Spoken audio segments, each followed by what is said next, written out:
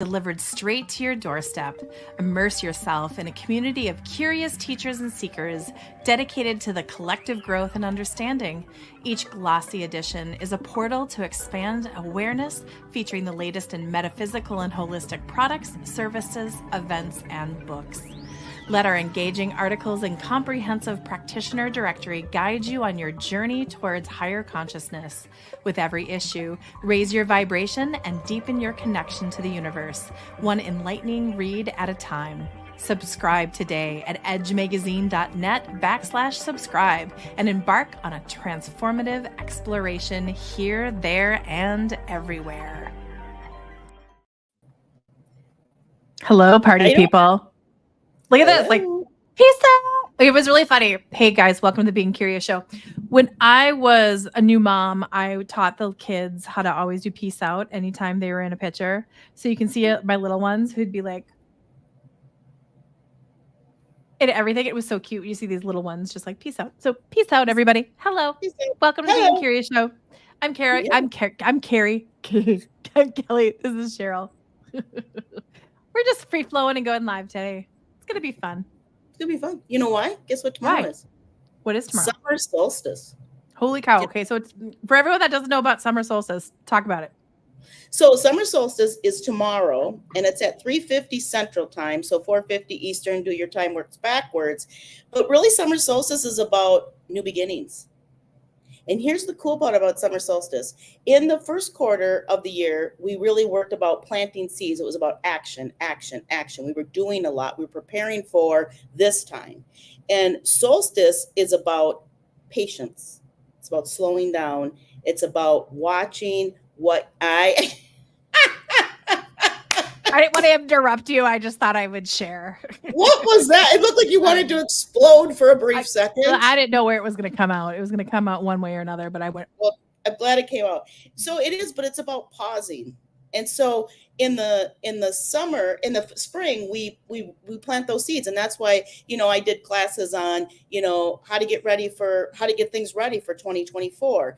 And then now it's the time. So now it's like the farmers, they planted their seeds in the spring, and now it's summer, and we're going to nourish. So we're going to nourish what we plant. We're going to take care of ourselves. We're going to take care of those things that we put in place, but we have to be patient. People, I always do this when I'm in a reading, when people want results fast, they'll be like, yeah, but I just asked yesterday and it's not here today. And I'm like, yeah, you're one of these that ask and then tap their wrist, right? We can't be that. In this sort of mode, it's about getting outside. It's about getting in the sunshine. It's about letting the sunshine light you up, so that your light, your heart, your soul shines brighter. Whoosh. How do you feel about that? That's great. Well, and to the people that, because I'm also like that. Mm-hmm. It goes from a seed, and then it's got to break. Just think about the energy just to kind of like break out of the shell, and then it has to sit in the sun and the light. We don't just plant a seed and then eat the lettuce the next day, right? Nope. Even the hydroponics aren't that good. No, even the hydroponics aren't that good. You're right. And so that's part of the whole thing with Summer Solstice. Summer Solstice is a time to relax. It's a time to get out and enjoy the sun. It's a time to get grounded. What I tell people is it's a time to get not only out in the sun to we need vitamin D. We in the Northern Hemisphere are so vitamin D deprived. I spent 1 month down in Florida one year doing a show. And when I came home, I started buying lights. I couldn't believe it. I was buying lights. And I was buying lights because it was just so much brighter in Florida than it was in Minnesota. I don't know. We've got like a week long here of storms and blah, blah, blah. By the way, if I'm coming in a little murky, I'm under a tornado warning where I am. And the atmosphere is a little funky, but we'll hold on. Internet's great. The connection's great. We'll just see what happens with the picture. If the sirens go out and you just have to go under your desk, we'll just hold space for you. It's all good. I'll go in the bathroom. I'll take you in the shower with me. That's why I'm on my laptop. I'll just take you right in the shower. We'll go in the shower, sit in the shower. I got to get Mr. Fraser though, so we'll have a third guest on the show if I have to go in the bathroom. So, but that's really what this time is. This time is all about going a little slower. And I cannot help but notice the intensities of the storms that are passing through lately. Did you notice them lately? Yeah, it's crazy. Like rocking and rolling and breaking things up and creating anew, right? I mean, and the storms we've had have been so intense. I'm like, man, we're around the middle of June and we are having intense weather. We're having intense storms. And so there's something growing. And It's like sure, August weather. it is Doesn't like, it feel like it's kind of like August? That's the best way to describe it. If you live in Minnesota, you know what we're saying, oh, everybody. yeah. It's like, right, but we had a really, look, if you want to talk about weather, if we could do what we had this year, I think this would be one of the most desirable places in the world to live if you think about it, like, right? I Oh, mean, wasn't it Christmas? We still didn't have any snow.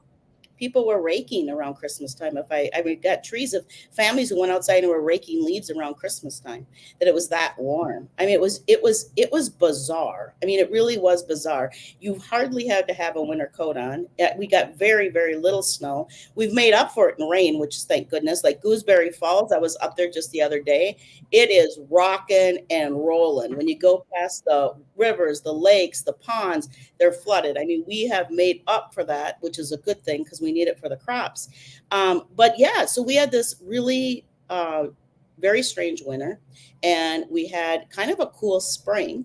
And now we're having a really quick June of heat. And this does feel like August weather. I mean, I'm at the state fair in August, and believe me, when I walked outside today, I was like, ooh, I feel like I'm at the state fair. It's that kind of hot, intense weather. So yeah, so that's what comes with summer solstice. So Kel, do you do anything fun for summer solstice? Do you have any rituals or anything you like to do to celebrate?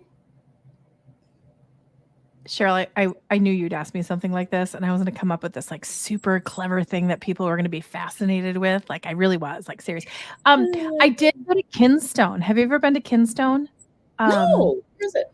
Oh, oh gosh, I should have my Edge magazine because they're in the Edge magazine. It's I in the haven't border of educated. Minnesota and Wisconsin.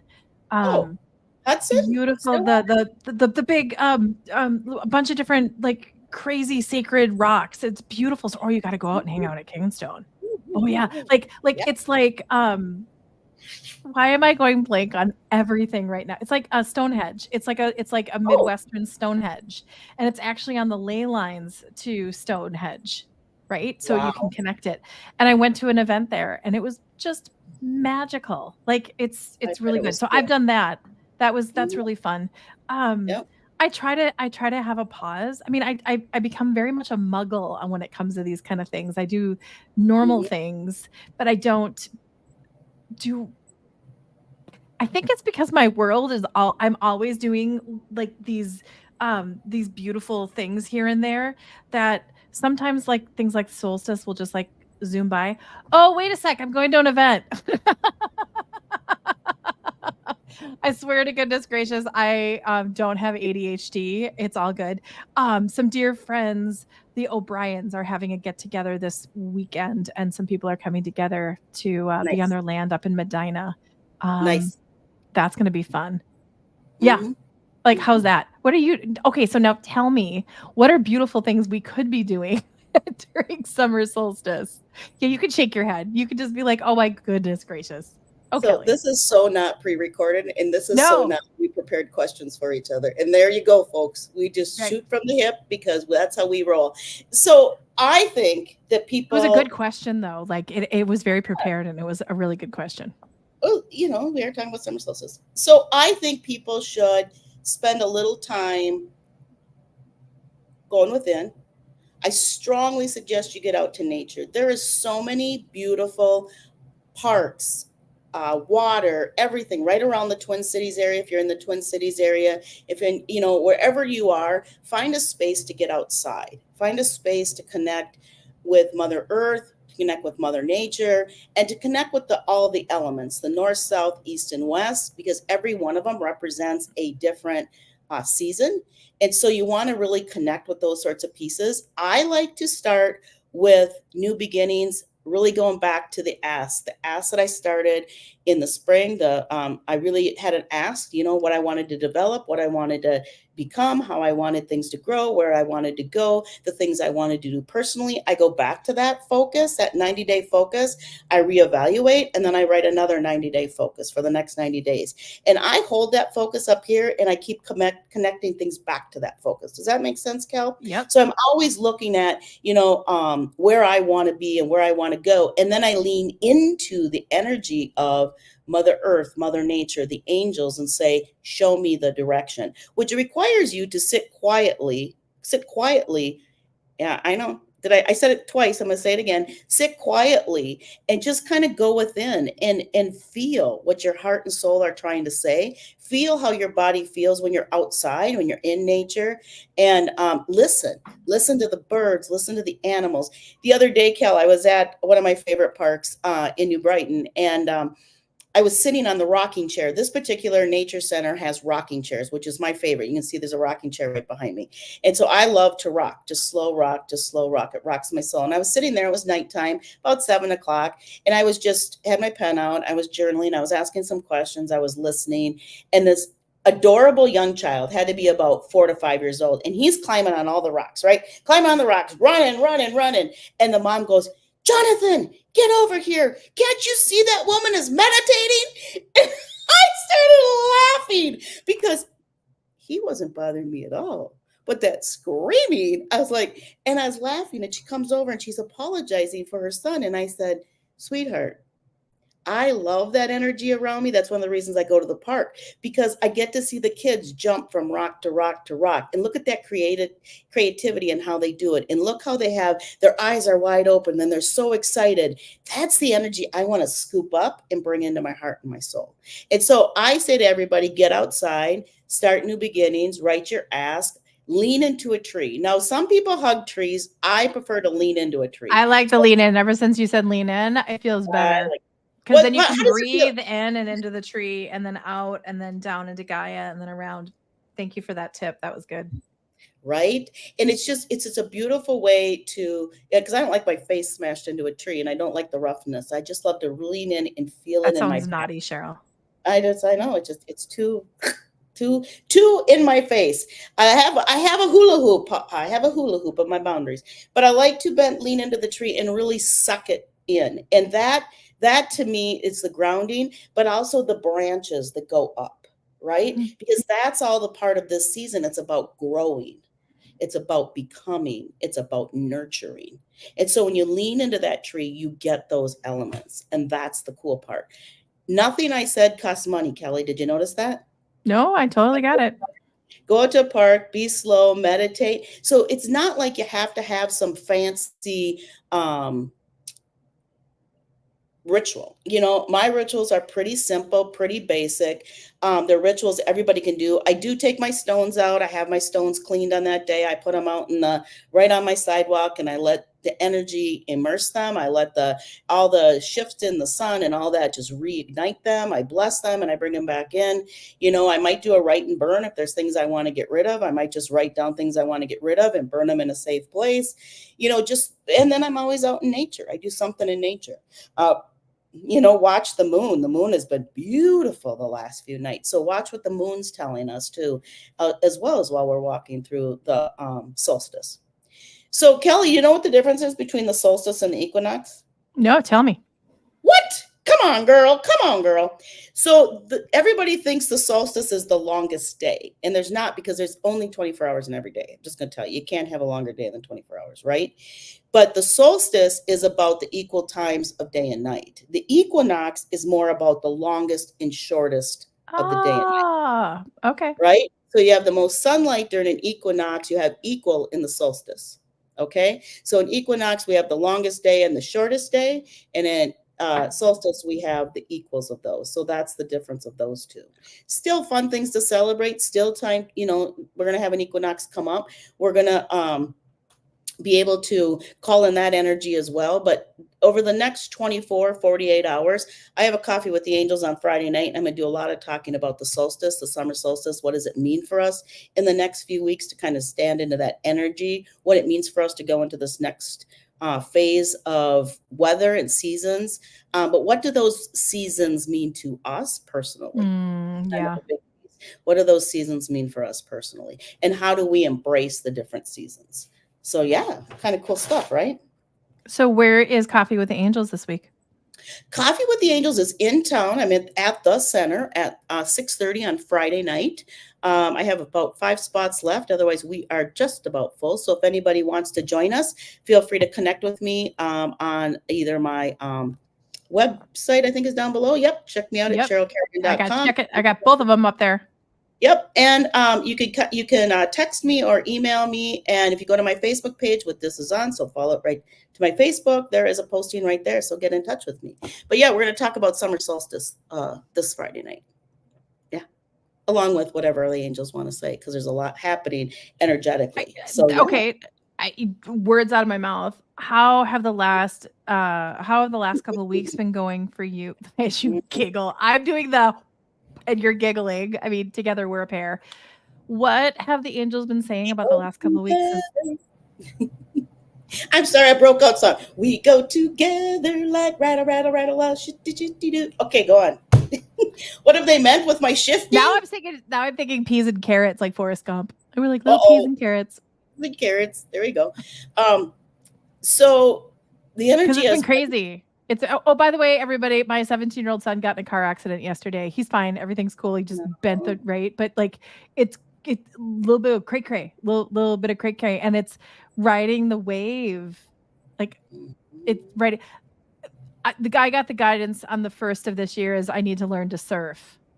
Yep.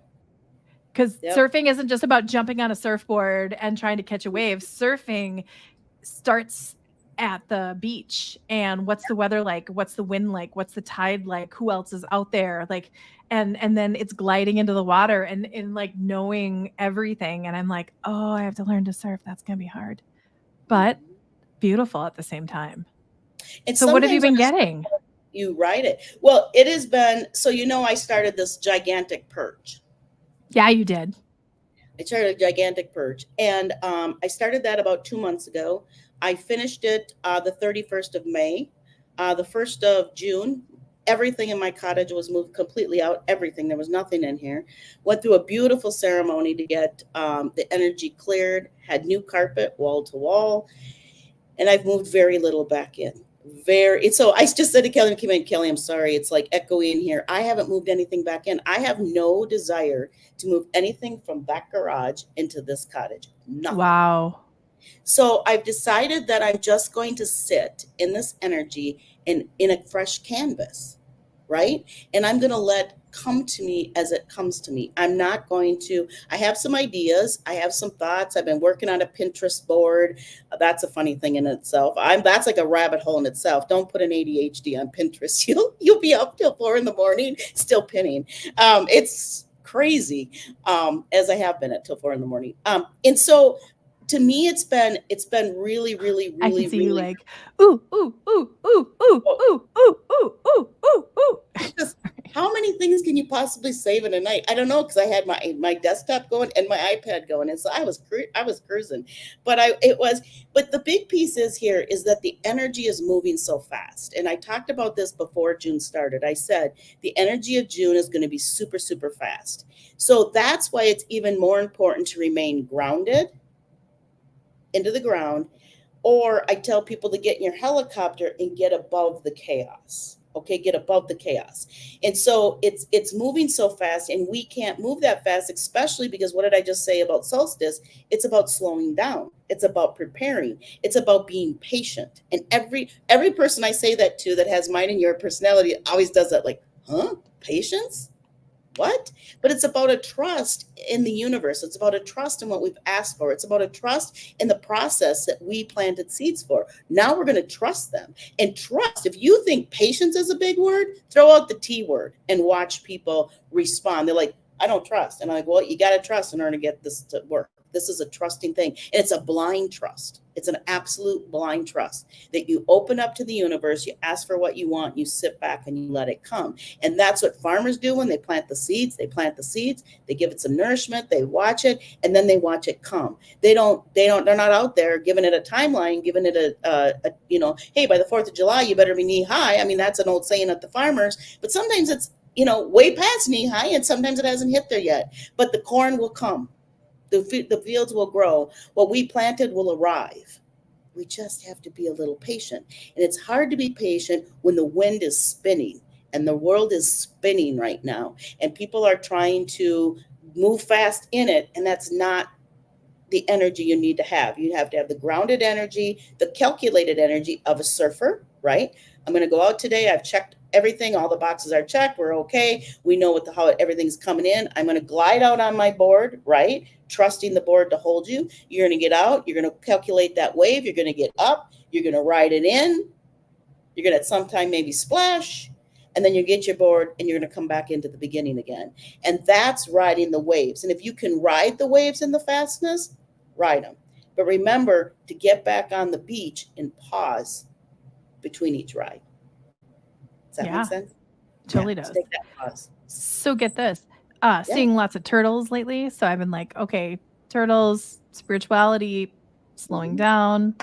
And I'm now seeing rabbits. So I'm in the matter of like one day, I saw 5 turtles and 5 rabbits. And I was like, oh, okay. Kind of conflicted. Because so how do you feel about that when you get those conflicting messages? What do you do? Trust my gut. Get quiet. Try to get centered. Yeah. Right? Right. Know that they're both for, and of course I'm like, okay, well, and then there's the other rabbit hole is like, you can go for guidance online and say, what is the spirit animal? But that's just another person's opinion. It's not right. I just looked at it that it was interesting that I'm getting the tortoise and the hare, and then the tortoise and then the hare. I'm getting like boom, boom, boom. And then in the middle of it, I'm getting a bunch of dragonflies. So it's really interesting of all of the beautiful animals that have been coming into my world lately. It's like, okay. So are the bunnies, are the hares you're seeing, are they bunnies? Are they babies? No. They're not babies. Huh, I wouldn't say they're terribly old, but they're like, I wouldn't call them grandmas, but I would call they're looking nice size. They're looking healthy, right? They look spry. Okay.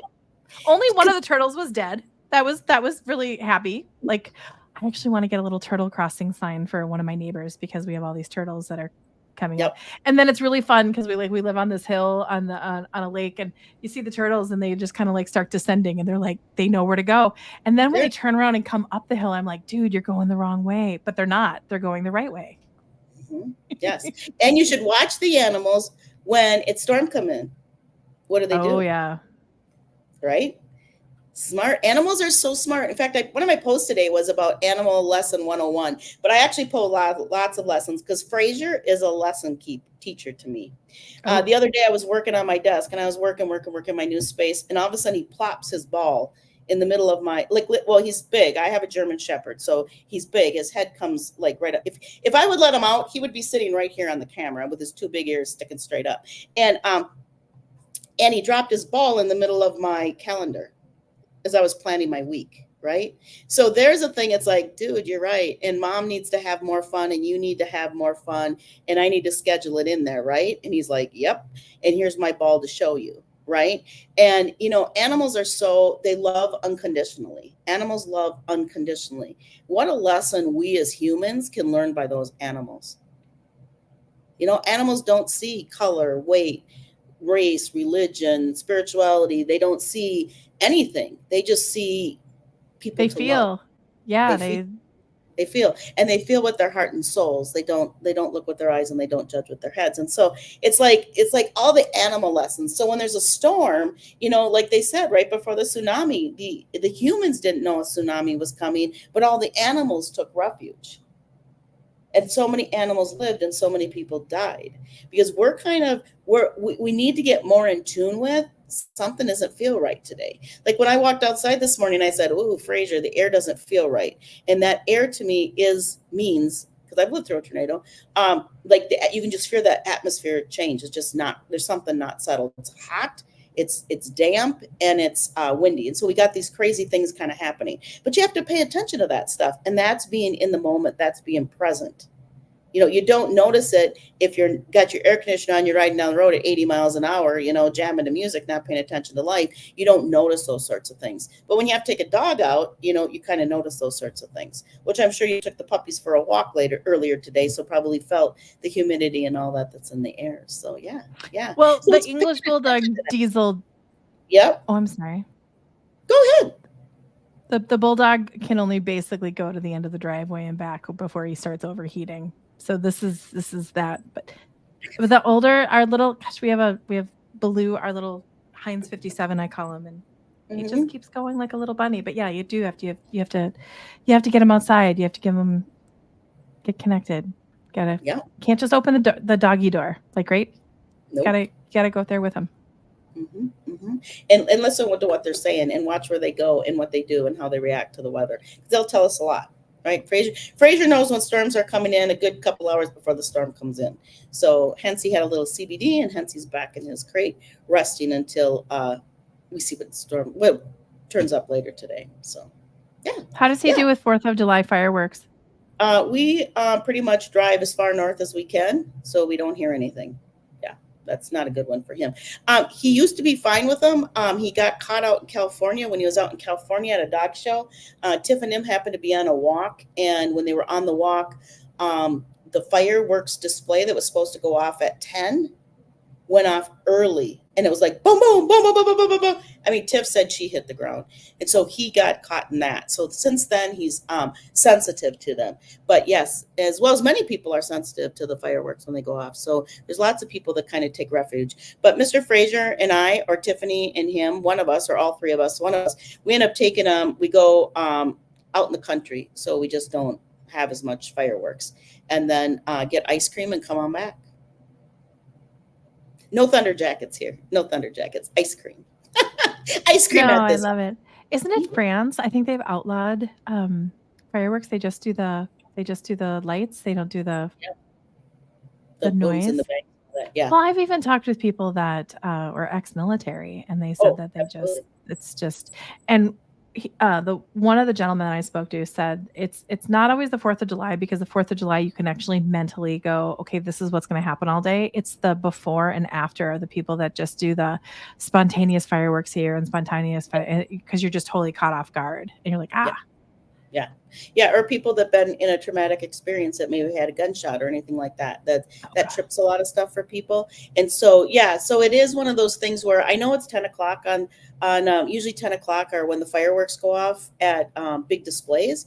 But you're right. It's the neighborhoods who shoot them off that that make us denerved and make Fraser denerved, is that sort of piece where, I can leave at 9:30 and drive half hour out into the country and be out there by 10 o'clock and we don't hear a thing. But it's then I come home and they're shooting off in my neighborhood until 12:30 at night. Then what do? You can't escape that. So we have to take some precautions for him.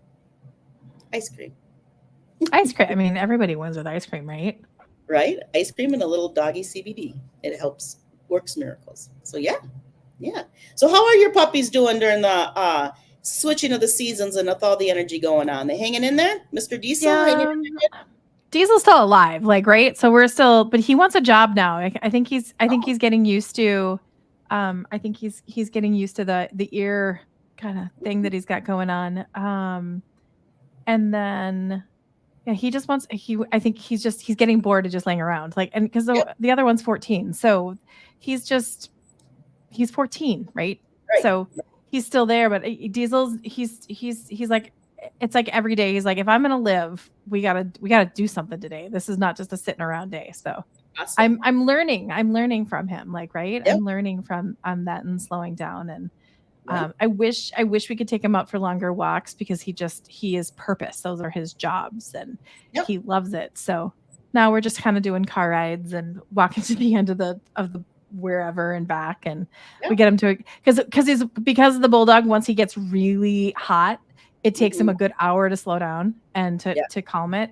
And I've known multiple people in my life that have had their Bulldogs overheat and die. So it's like, that's hard, right? That's hard, or any kind of dog, but or any animal when you think about it. But the Bulldogs you have to be a little bit more precious with.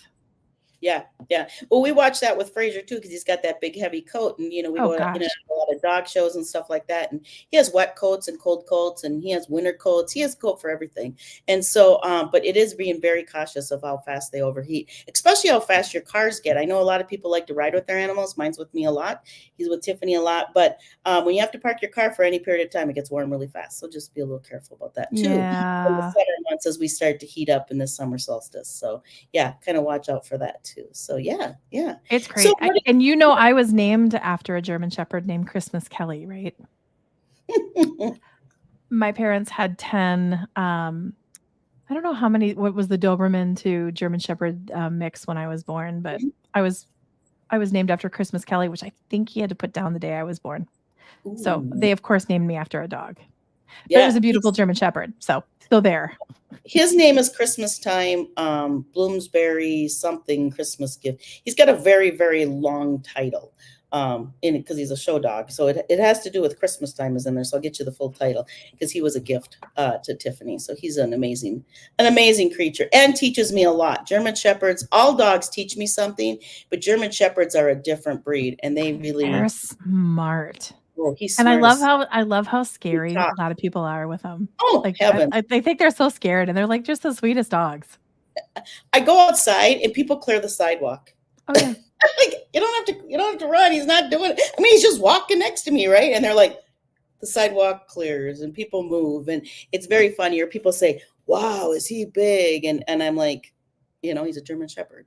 And so, no, people do. People are very afraid of them. They're guard dogs. They are guard dogs. He definitely is a guard dog, but they're very sweet. And so that's just a misunderstanding, and that happens with a bunch of different breeds that are kind of a little tougher than your poodles. So that's just one of the things we do with it. It's just about educating. We educate a lot. I have them out a lot. Tiff has them out a lot. It's just being able to teach people. So watch out for your dogs, take care of yourself. What else? So Kelly, do you suggest with this energy spinning like that, and you're a goer, you're like me, or what kind of do you do to slow some things down for yourself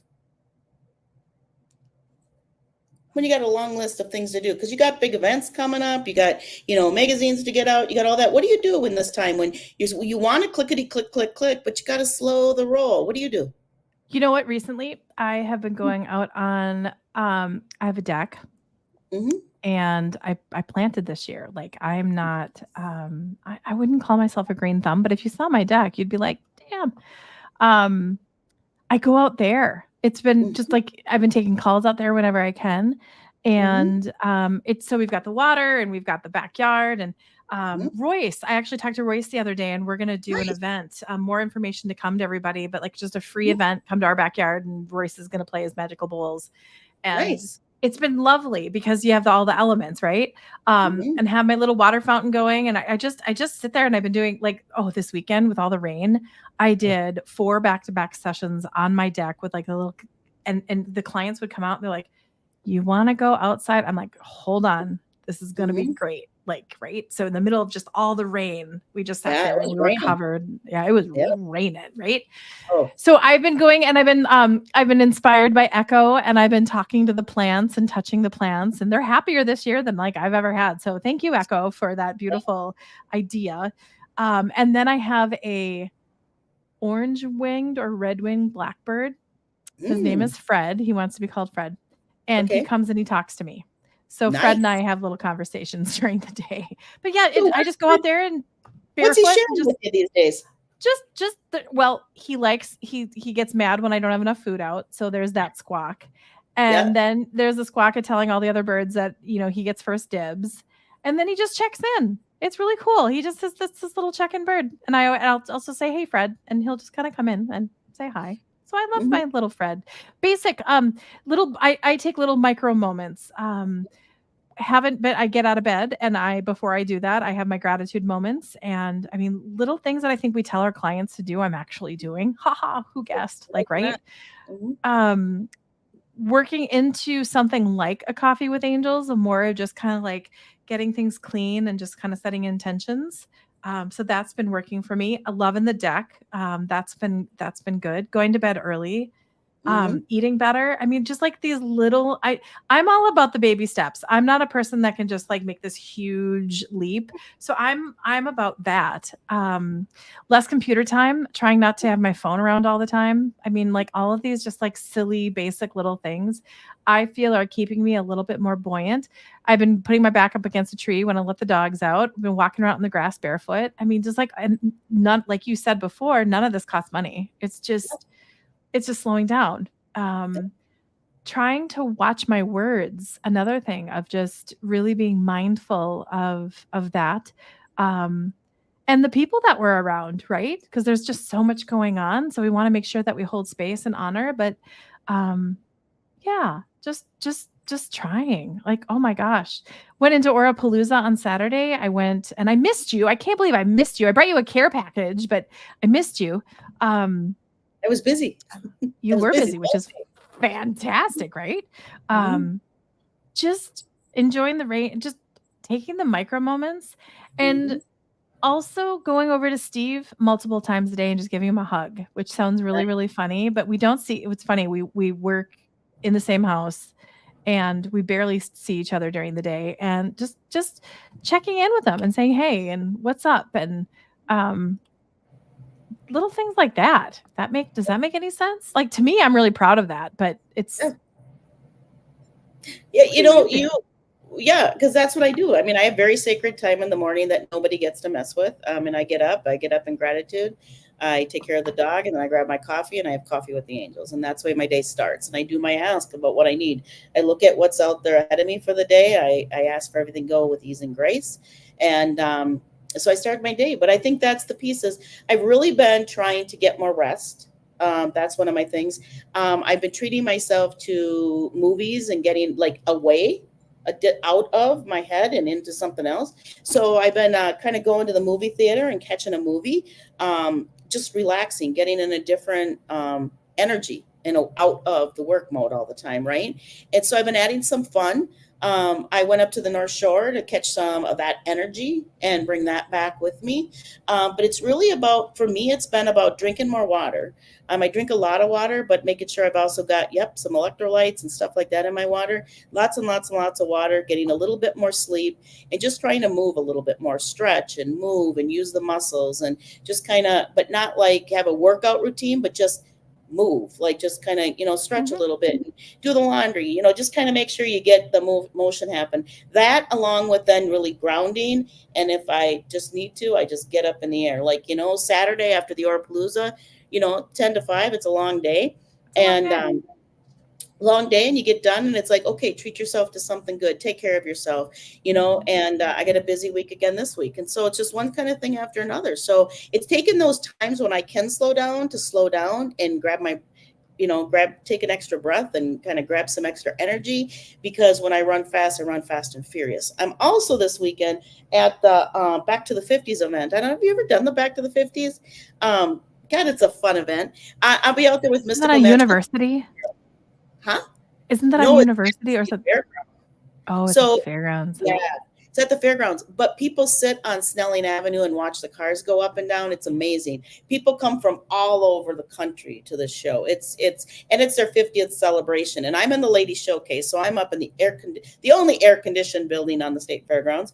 But I'm up there with Mystical Magical Things by Cheryl, my other side of my business, and I'll be there Friday, Saturday, and Sunday. And then Friday night, I am leaving early from the Back to the 50s, and I'm going to head to the center to do Coffee with the Angels. So it's a busy weekend, but it's a fun weekend. And that's always, there's so many fun people that come through the Back to the 50s. It's fun to be out there and just make new friends and keep the old, but it's a fun place to go. And so you never know what I'm going to bring for product. I always just kind of surprise them when I show up, but and I'm working on something special for this weekend. Oh, I believe you are. Oh yeah. The funny thing is, Teresa, who sets it up, she always says to me, "What are you bringing?" And then she goes, "Nope, I don't want to know. I don't want to know. And I said, "Just bring lots of money." That's what I say to her, because she always comes over to my booth right away and gets everything she needs and she wants right away. So it's really fun. So I'll just bring out something new, something exciting. I got some friends coming in town to help me. I never go anywhere without a crew, because I have wonderful angel friends who help me and come in and help me take care of things. So that'll be good. It'll make it go smoother for me. But yeah, it's another busy week. So I make sure I slow down when I need to slow down. The important piece is take those moments. When you have those moments, take them and relax and regroup and fill up, because when we exude we exude a lot. So yeah. Well, I have to plug where I'm speaking. I am at the Holistic Practitioner Business Conference on Sunday at 8:30 to 5, and I'm on at 10:45 talking about the 10 things I wish I would have known before I became a spiritual entrepreneur.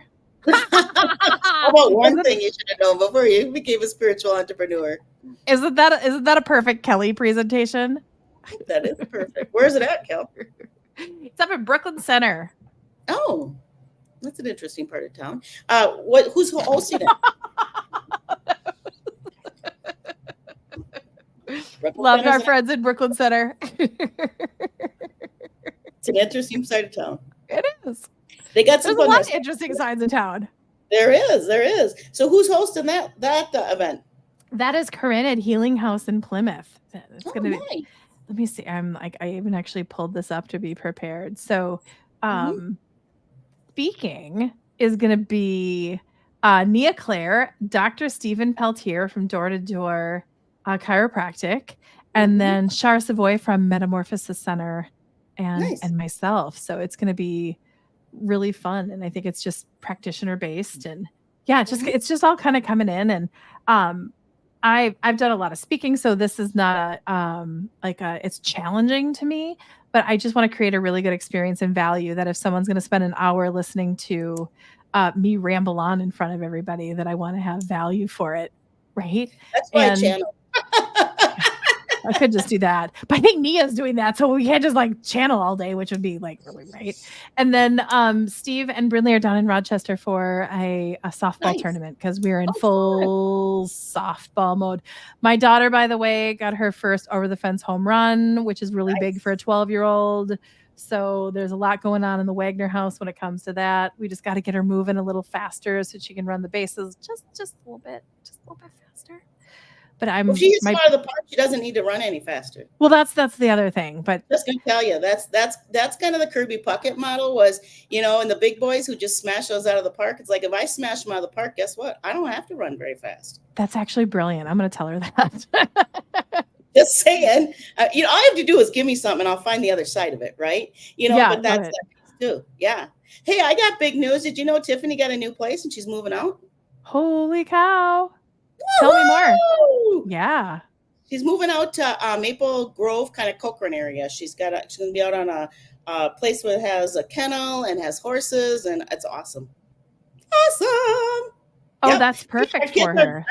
Our kids are growing up and getting where they need to be. And, it's awesome. It was made in heaven, this one. This was exactly what I did, a call out to the angels for exactly what she needed. And she had looked at some apartments. They didn't jive for either one of us. She looked at renting houses that didn't jive, but this one is perfect. So yeah, so we have a new shift in our family. How, your kids are, does your son, he graduated? No. We have one more year left. Oh, just hold on. We need one more year. Great. The kids got thrown off with COVID, so they're off a few years anyways, and their maturity and all that piece. So yeah, right. So he's senior. Yeah, it is. It's very true. As a psychologist working with children, that had a huge impact on their because they didn't hit the milestones at the years they were supposed to hit their milestones. And so those milestones, some milestones were really missed in kids, and some kids are still trying to make them up. And so, for Tiff Bugs, as I call her, for Bugs, I can see the 2-year gap we had. It's hard to watch, but it's really, the longer they can stay in school, the better off it is to hit those milestones. So good. Got one more year. That'll be, senior year is always a fun year. And he's a really smart kid and a good kid. Even Steve came up to me after the car accident. And he was just like, look, this child did not give us any problems for the last 6 years. So just go with it. And I had a moment where I was like, okay. And then I went, what if it was your car? And then he went, I got to go back to work. I gotta go back to I got to go back to work. I'm not going to talk about that. Yeah. But I think the senior year is going to be a blessing. He has a great girlfriend and he has a great group of friends. And he's not trying to get into Harvard. I mean, in that he's trying to go to, I think, Dunwoody, and which super impressed with Dunwoody and the campus and what they offer. And like, so I think that's going to be amazing. And I just want to teach him how to cook. I just want to teach him how to have these life skills where he gets up and he's just not eating ramen and grilled cheese, like, right? And then the value of doing your laundry. And like, so just like all of these things that they probably should be teaching you in school, but you can't, like, right? Like all of those kind of things, and managing your money and what do you invest your time in? But then I also want him to go have fun. So he spontaneously was able to go to a friend's cabin the other day, and he just went, and it was like, go, here's some money, go, just go be. And they had a boat out, and they had this and that. And it was like, oh my God, man, go be a kid. Yeah, And he has 2 jobs. So he works at oh my gosh. So if you go to the Fratelloni's in Eden Prairie, my son's name is James. Say hello to him. He's fantastic. He's a perfect guy to work at a hardware store and does landscaping. So he's really responsible. So that's good. And he's going to need 2 jobs to probably fix the car that just kind of happened. Oh, well. You know, they're called accidents for a reason, my dear. They're called accidents for a reason. And so he is safe. Nobody died. All is good. You know, it's check. You know, you can't fall in love with something that doesn't love you back, and a car doesn't love you back. It's just your car. And even though I name my cars and I love my cars and I wouldn't, you know, I thank them every day. At the end of the day, they're a car, and you know, the things in them are just stuff. And as long as he's cool and the people that are with him or in the other car are good, I call that a good day. And so he learned a lesson. And he'll figure it out. So when's the car going in for the body shop? Well, he thinks he can fix it, and I'm having a little like, ooh. What? I know. This is where duct tape. I'm all about duct tape, but I don't know if I want to. You know, I'm all about duct tape. I use duct tape a lot in my business, but I refrain from fixing my car with it. Well, so I'm like, I think it needs to be aligned. I think it needs a new wheel. I mean, there's like all that little stuff. So I mean, but. He just bless him. So we're just letting him go through the experience. And we're also like, dude, you need to ride your bike. You need to ride your bike to school to work until you figure it out. And it's okay. Right? Yeah. Right. He'll get there. Good. Good. Well, good. That'll slow him down. Talk about like bringing it back to Summer Solstice. Yeah, it'll definitely slow him down. And it was really funny because he was goofing off yesterday. And I went into Steve's office and I was like, I feel an accident coming on. Did not. I know. Kelly, why do you throw those words out in front of you? I know. That's why I know. And well, he was driving kind of funky and he was acting squirrely. With it. And I was actually going to pull him aside last night and go, you're acting kind of squirrely. This is not a go-kart. Would you please just kind of like, will you kind of bring it back a little bit?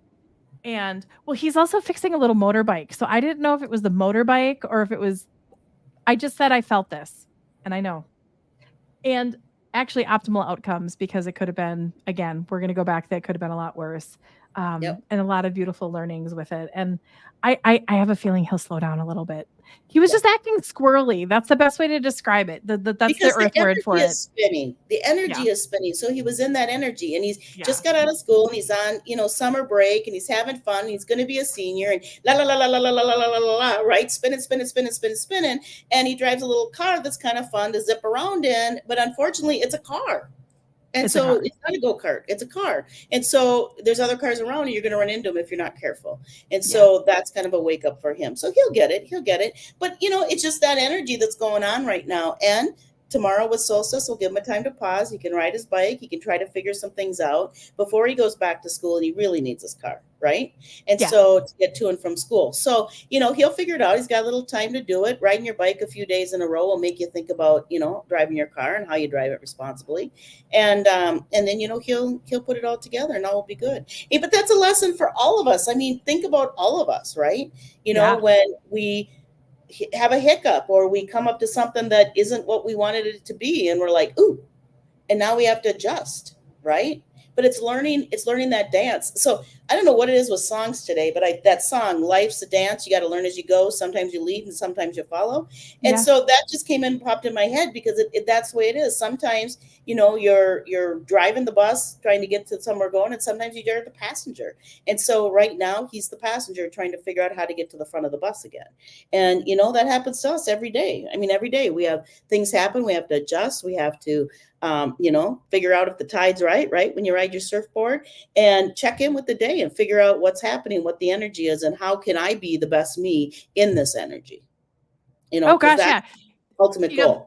This came in, I was in perception and gratitude, right? Absolutely. So there's a new Hulu special by Andrew McCartney of the Brat Pack, and it's called Brats. And Steve and I actually sat down and watched it last night. And it was I thought, so I was a film minor in college, so I'm a little picky on everything, but I really saw what he was trying to do.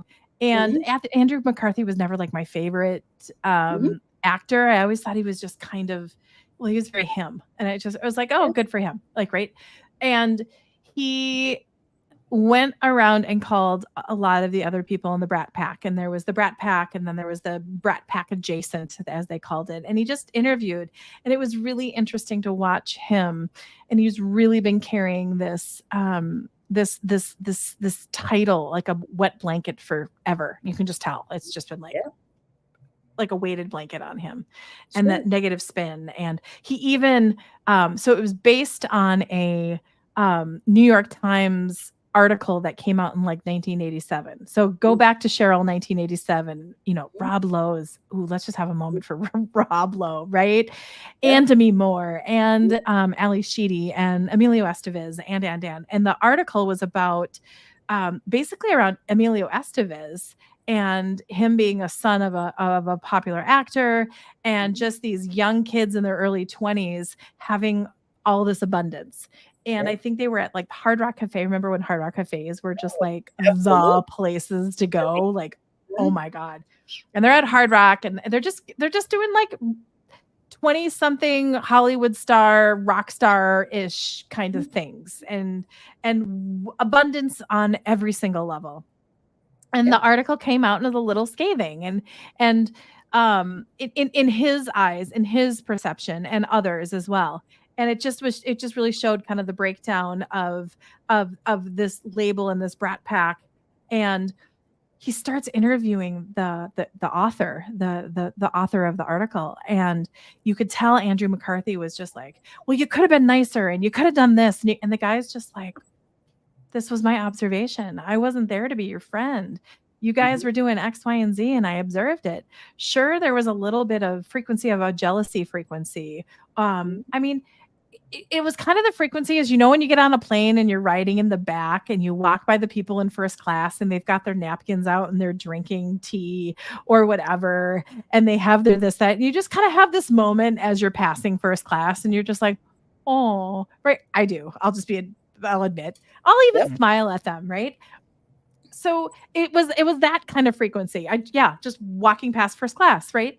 And then he interviewed everyone, and you can tell who's really done a lot of internal work on themselves. And even like Demi Moore was just like, why did we act like that? Why were we worried about it? It was just a name. It was just an article. And why did we look at this way?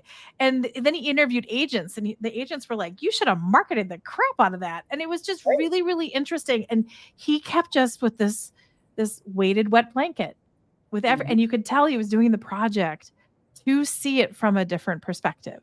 Right. And to see it from the positive. And Emilio Estevez was just like, right. And Rob Lowe was just being Rob Lowe. He was just like, and would people be talking about us 30 years later if we didn't have the Brat Pack name? Well, this is great. Like, right. So it was just really interesting how these same people about the same age, and they're all clocking 60, just giving that perspective of their 20-year-old self, and how they should have just been like, it didn't have to define us. It didn't have to do this. We could have just whoop, whoop, whoop, but you don't do that in your 20s, or not everybody does. And I thought it was a well-crafted documentary. And I'd love to interview him actually for this show. And I would love to see if his perspective lightened during the process of that documentary, of going, hey, it was we are lucky to be able to have it. And we were lucky for this and we were lucky for that. And you could just tell the people that he interviewed that were completely like, so what? And the others that carried that wet, heavy weighted blanket. So there's my Bratz analogy. He never shared how he felt after the end of it if he changed perspectives. No. Really? That would have been great. Yeah, I was kind of waiting for that. Yeah, because that would have been the whole thing. Because again, it's looking at it. I was on the phone with a client this morning and I said to her, I said, okay, I want you to pretend we're at a stadium and I want you to, we're going to go up and have popcorn and sit up in the stands and watch what's going on. Watch our lives. Yeah. And you get a different perspective when you're up in the stands. And so we went to the first level, then we went to the second level, then we went to the third level of the stadium and still look down at the same game that's playing down below us. And it's like, do you see your different perspectives? When you're down on the field, it's one perspective. When you're in the stands with a bucket of popcorn, having a beverage, that's a different perspective. When you go up to the second level and you got to look a little harder, it's a different perspective. When you get to the top, it's a completely different perspective. So when I say to people, when you look at things, when you're in the middle of something and it looks like, holy Lord, what just happened? Take a bucket of popcorn and go up to the bleachers and take a look at it. Take a look at it, because when you see it play out over here, it looks a lot different than you're right down in the middle of it and everybody's kind of running around and you're not for sure what's happening, or you perceive what's happening, perception is very powerful. And people can look at the same exact thing here, look at children. They're all raised in the same household, but they all perceive things differently. They all have a different understanding about what happened. They can compare stories and it's like, what household did you live in? Right. And so that sort of piece, but it's the emotional, it's how we heard it. It's how we were feeling when we heard it. It's all these things play into factors when an event like that happens, like they were called the Brat Pack. It's like the Breakfast Club. Look at the kids that were labeled the Breakfast Club, and that movie affect their lives, their whole lives and what they did. And they actually have done many different things on that sort of same thing. But yeah, it's so interesting if you look at it from the different levels of perspective. Well, even the author was just like, he's like, there is Rat Pack, and he broke it down. He was like, the Rat Pack, and he's like, the weekend I was coming up with my title, because he's like, I'm a journalist. Right. If you don't like my title, it doesn't get picked up, right? So he was like, and then he was talking to some friends about the Fat Pack. So he went from Rat Pack to Fat Pack, and then he just kind of like Brat Pack. So it was not this dig at Andrew McCarthy in any way, shape, or form. It just kind of rang, and he's like, ooh, that kind of has a cool title to it. And he's like, yeah. And it was really interesting. Even like you can tell they were like packing up the crew, and Andrew gave him like one more shot to like totally apologize. And the guy stood his ground, and he was just like, no, I hope it's not the piece that defines me. I'm a New York Times bestselling author, and I'm a journalist, and I'm this and that, but no, I'm not going to apologize. And it was really, because you could just tell Andrew was just like, just give it to me. Just give me an apology. And he just was like, I'm a journalist. I want people to read my stuff. You guys, I wasn't there to be your friend. I was there to report on it. And again, at the frequency of walking through first class, you just, I think everybody has just a little like, oh, I wish I was up there. Yeah. I mean, maybe not, but whatever. And they were young, and they were getting to the front of the, I mean, come on, when you're at Disney World and someone has their fast pass and you've been waiting in line, and all of a sudden someone goes like this, and you're like, oh, like, are you kidding me? Yeah. Right. It's just that. And I think that he just kind of captured that feeling. Yeah. And these people got to be a part of it. And then it was interesting how they were like, who's Brat Pack, and then who's Brat Pack adjacent. And it was interesting. Tom Cruise came up a couple times, but they didn't interview him. That would have been kind of interesting, because he would have been like, I just went like that and said great. Yeah. And moved on. So it was interesting. It was and it was funny. We're starting to watch it, and Andrew looks like someone that's been carrying he looks healthy and all that, but he looks like someone that's been carrying a wet weighted blanket on his shoulders for, what I'm talking about energetically, those people, right? Not bad, not right. Just you can tell he's been carrying that. And Steve's like, oh God, if he's going to go back and everyone's going to look like with that energy. And I think it was an energetic statement. And then you just see, you see Demi Moore, who's been through a lot, and you can tell she's done her work and she's working on it, and she's like, whoop. And then Rob Lowe just aging fine like a fine wine. Good for Rob Lowe. And Yep. he was happy. And Emilio Estevez looks just like his dad, like, right? So it's just Agree. really interesting to see them all connect in their experience and their age and have that commonality of it. I thought it was good. That's cool. That's a great thing. Well, I think it's good for all of us to understand how we hold things when we hear when we're younger, or how we how things affect us, right? And to be aware of, you said earlier today that you were one of the things you're watching is your words. Your words. You're being more methodical in your words. You're being a little more, careful in your words. You're holding your words a little bit tighter. The power of words, the power of an article, the power. I mean, as a person who puts out a magazine, as a person who writes in the magazine, we have to be careful what our words say, and do we empower, or are we? How is it being read? How is that magazine being perceived? How's it being read? And that's always my thing. So, like, before I even send my article off, I had sent it to 4 or 5 friends and say, what do you think? And just get some feedback, because I wrote it. And, here's the thing too, is when he was writing that, he was coming from his perspective at his age at that time. Right. And now look at, he's aged also, became a, best-selling author, blah, blah, blah. And so he wrote at that time in his perspective. He was also 10 years older than all the other people, they're writing about. So I think there's a difference there. Like, I think they pointed out his age, and that he even said, you guys were here and I was this much farther in my journey. So I was seeing it through a different lens than you guys were. See, and that's another thing. So it's that age thing too, how we see it from based on how much years of wisdom we have underneath our belt, and how many, versus a new soul and an old soul, and a young soul and a new, whatever it is that's going on. Everything affects who we are at this moment. And that's a great thing to look at, how words affect others, and how people hold them, how people process through them, how people move through them. 4 different people, 4 different responses to it.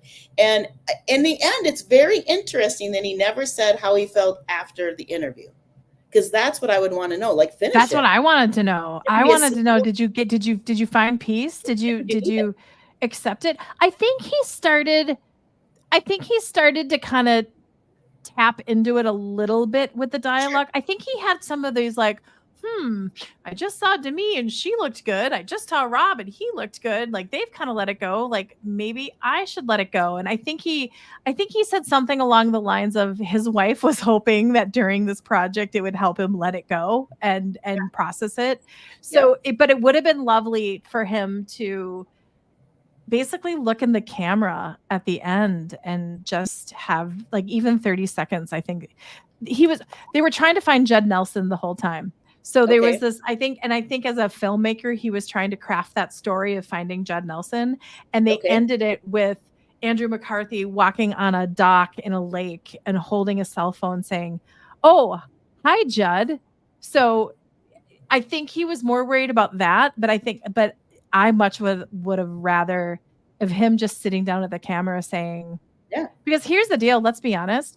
Would anybody, and I'm just generalizing, would anybody be talking about Andrew McCarthy, the actor, these days if he wasn't in the Brat Pack? I mean, that's the thing that was coming up to me. Like, maybe yes, maybe no. Like, right? Right? But because of that, like, own it and be rather than wet blanket. But I didn't go through the experience. So I can say that, but I didn't go through it. And it sounded like in Hollywood after that article came out. And by the way, I think all of them were really good actors. Like, I went and we watched St. Elmo's Fire.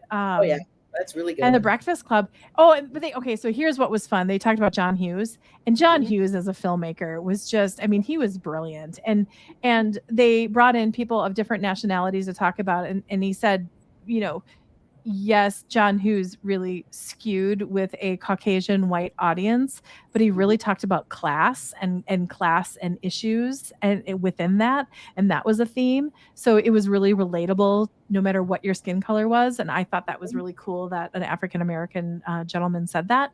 Um, and it just talking, and it would have been great, but I think John Hughes has passed, to have his perspective in that in the 80s, because it was really kind of a changing of the guards in Hollywood. It was really, people Right. went from that old, everything about older people is where everything was at, and it was really a large crowd of kids. It was Fast Times at Ridgemont High. It was, I mean, like all of these. That was such a good movie, like, right? Mhm. And it was a shift in dynamics, Right. and showing that teens actually did have money, and they had something to say. And yeah, it was I thought it was a good documentary. Awesome. Awesome. And Perspective. that was your slowdown time. That was your pause That was time. my slow. Then we watched one on Gene Wilder, and I forgot how the things that Gene Wilder, the actor, was in. Like, oh my gosh. So yeah, we get into that kind of stuff. So that was keeping us up till 2 o'clock in the morning last night. Yeah, yeah, gotta love it. Gotta love it. Mine was Pinterest. No, that was the night before. I started some crazy series, Bridgerton. Okay, what is that about? It's adorable. I know there's it's a period piece, and there's a little chubby redheaded chick who's just Oh, adorable. Like, Pen, right? Pen, Pen. I love her. I love her. I love her. I love her. I love What her. is it? So tell me the premise You of know, Bridgerton. it's what I love about it is it is a timepiece. But I'm always fascinated by the royal family. I think the crown, I watch the crown. I've always been fascinated by the royal family and the whole energy of London and the royals and the balls and the so they have the seasons where they present the young women who are like supposed to be eligible to be married. And so but they have a queen in there, and it's diverse, and it has diverse actors, and it has great little storylines. And but it's, I don't know, I think it's like 18 something. They're still driving carriages around. But it's just a delightful series. I don't know. So this is how I started watching it. We share a Netflix clearly with Tiffany, and I turned on her Netflix one day, which, oh boy, don't do that to a teenager because you throw off where they are in a series, right? I didn't, who cares? But anyways, I started back at the beginning and started watching it, and it caught my attention. And it's a cute little series. And like I say, I'm trying to, like you, stand away from electronics at night. I'm trying to give myself a downtime. I read for about a good hour and a half every night, and then I just watch something mindless and just to kind of relax, and then I do my daily night gratitude. But this I watch, and then the next episode just comes right on, and then the next episode Oh comes yeah, right that's on. That is brilliant by dangerous. Netflix. That is like dangerous. I'm like, it's And then you 1:10 in can the skip the morning. intro. That's what's great. You can skip the I, intro, so you yeah, go straight into it. well, the music though on Bridgerton is so beautiful. You want to listen, and Steve would love the graphics and the intro because it's that is one of the coolest pieces.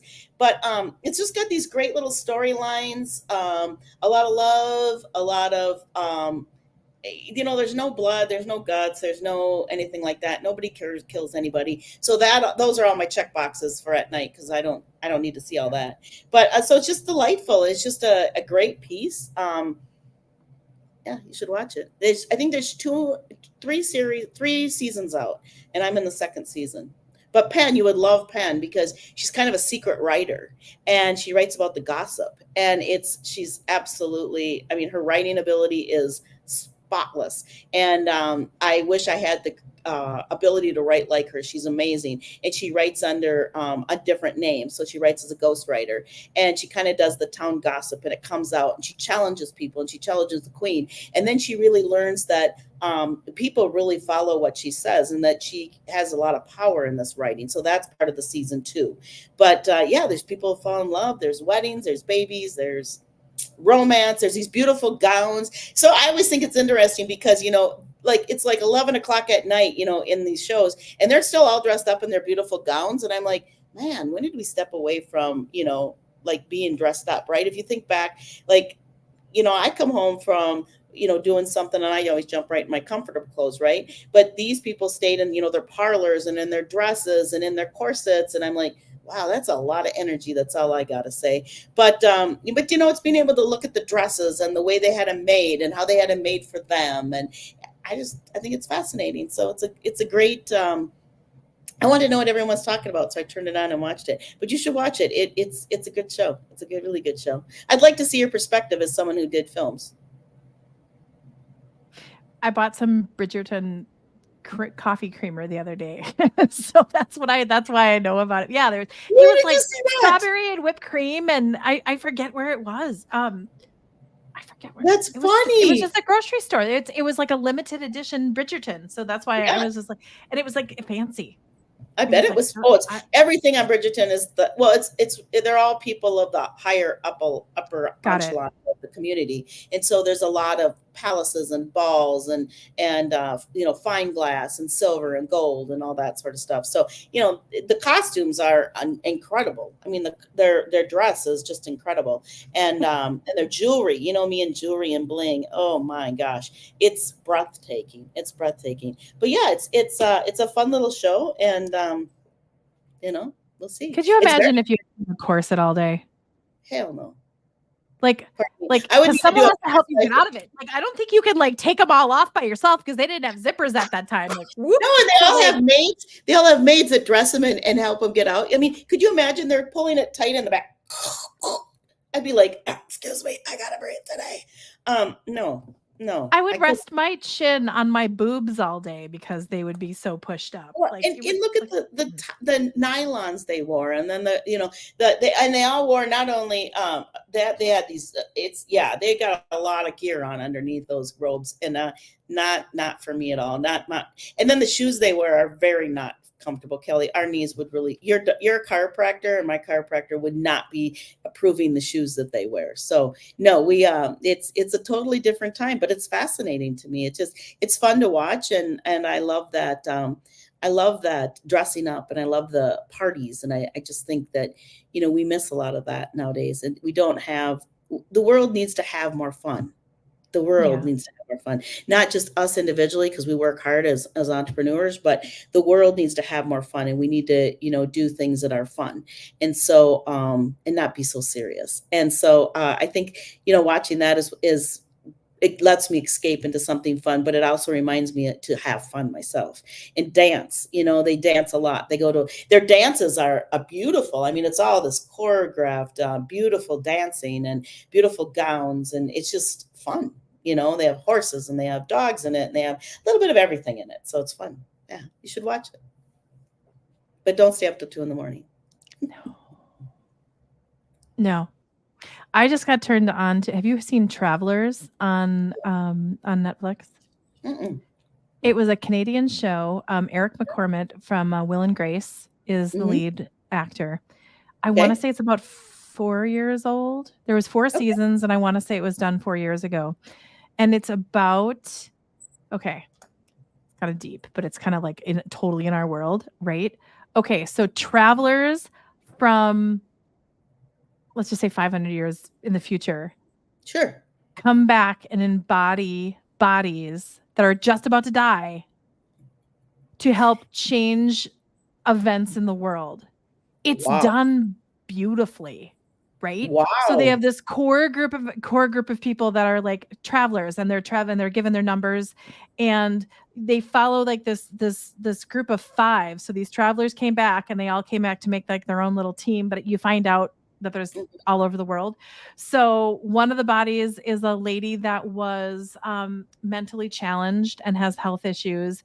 One was an FBI agent, and that's Eric McCormick. So he comes in, an FBI agent that's about to die. So they're just about to die, and then they come in, and they're like, traveler number 6728 here for whatever.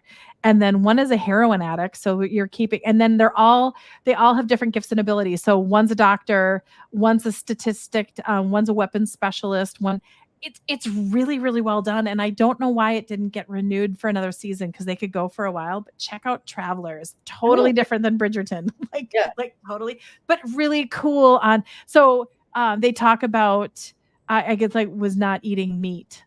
So then they have to come in and embody that person's life. So Eric McCormick, the FBI agent, is married with a wife, and he has to basically go in there and see his wife that he's never met before. So he's trying to figure out like what to do and how to do it. And he hadn't had meat before. So she's like making things and he's like, could we just have vegetarian? And he's just like, what? So it's just this really, but it's well done. It's well crafted and it's a good storyline. And that's another one that I went from like season 1 and binge watch and then jumped right into season 2. And yeah, that's a good one. Travelers, I'll put that on my list. Yeah. I just need something at night back away, right? I just need something to kind of back me away from work, from the creative space. I flipped my rooms in the cottage. And so now I'm in this big, gigantic workspace, right? I have this big workspace now. And so my living room is now in my master bedroom, which is a much more intimate, smaller space. And that's where I go to it. So I really separate. Okay. And here's a clue. What I've been really doing is being very conscious that I clear this area every night before I go to bed. So I clear my workspace out. I put everything away. It's nice and neat. And then tomorrow morning I get to start fresh. But when I do that, that's kind of an indication to me, day is over. Let's disconnect. Let's go take care of us. Let's go read a book. Let's, have some fun. Let's watch something. Let's disconnect from all the things of the world and all the things I'm trying to do at one time. And so it's just that sort of thing. So I made it a much more smaller, intimate sort of setting in the other room. And so it's working really well for being able to turn off this and go into that. And so it's Cheryl's playground. It is. This is my playground. This is amazing. Right? I mean, I haven't brought anything in. I don't even have curtains. I have nothing. It's just like hello in here right now. In fact, a friend of mine left, went out of town for 2 weeks, came back and said, you didn't move anything in while I was gone. And I said, nope. What? I said, I don't know anything is coming back in. And so it's that new beginnings, Kelly. It's that new beginnings that I said all along. I've been saying this for a long time. June, new beginnings. And I don't know what this is, but I go off to this direction. It's to the right. And I talked about new beginnings. And that's exactly what I feel like. I'm in a new beginning. And so when you move in somewhere new, you don't have all that done yet. I don't have my answers of what I want behind me. I don't have my answer yet of how I want it to be. What I knew was I wanted was less, simple, and a large work area. And I've created that. And I wanted a more intimate, at night area. And then my bedroom, of course, has just stayed kind of how it was, but it's just recreating the space so it fit me. And so I don't know what it means yet, because we're in the new beginning. So I guess I'll find out as I go along. So it's exciting. And that goes directly along with our topic today about the solstice. It's about new beginnings. It's about the seeds I planted when I purged. I purged so much stuff out of here. It's ridiculous. And the emotions that are attached with that purging piece, that letting go piece, because I was in 2 weeks of, let me tell you, some pretty raw emotions, getting rid of a lot of stuff out of the cottage. But all of it, when it went outside and it stayed out there, it's like it's out there right now. And I don't know when I'm going to give the honor to come back in, but it's going to be, if it comes back in, it's honored to come back in. It has a specific space and a specific reason. Mm-hmm. So we'll see. Stay tuned. New beginning. Summer solstice. Yeah. Summer solstice, everyone. Well, we went an hour 16 today, Cheryl. What? I know. I thought there was been about a half hour. So what do you want to leave everybody with? Okay, so let's talk about what you're doing again this weekend. You have a busy weekend. Do have a busy weekend. Coffee with the Angels is Friday night. It's in town. It's in Richfield. I have 2 locations. I do Coffee with the Angels. I do Coffee with the Angels in Hudson, second Thursday of the month at Awakened Soul, our dear friend Eric and Bert's store. And I do it the 4th Friday of the month, but it's actually the 3rd this coming. Don't ask me what happened. It was a booking glitch. But I'm actually this Friday at the center doing Coffee with the Angels. I'm at the Back to the 50s, Mystical Magical Things by Cheryl. We'll have a great selection of stuff out back to the 50s. And so it's a busy, busy, busy week. Busy week. Yeah, busy week ahead. And what do I want people to know as we get ready to go? Summer represents patience. I want you to be patient with yourself. I want you to be kind to yourself. When the world feels a little crazy, I just want you to pause. And I want you to give yourself a hug and just be calm and patient and quiet. And I guarantee you're going to hear a little voice whisper to you, what's next? But you got to be patient. Just be patient. Don't rush it. The corn will grow, the flowers will bloom, summer will happen. Be patient and enjoy the sunshine while you're patient. Remember, the sunshine is filling up our light, our internal light. It's filling up our heart and our soul with more light. And this world right now needs us to hold our lights really bright. So in the summer solstice, I want you to get outside, get some fresh energy, grab that sunshine, bring that light in so you can hold it to shine out. That's beautiful. That's what I wanted to do. I'm going to run the rose healing commercial to bring us out because I know our dear friend Sarah at the center, by the way. Yeah, I have her roses right here. I have 6 of them right roses. here.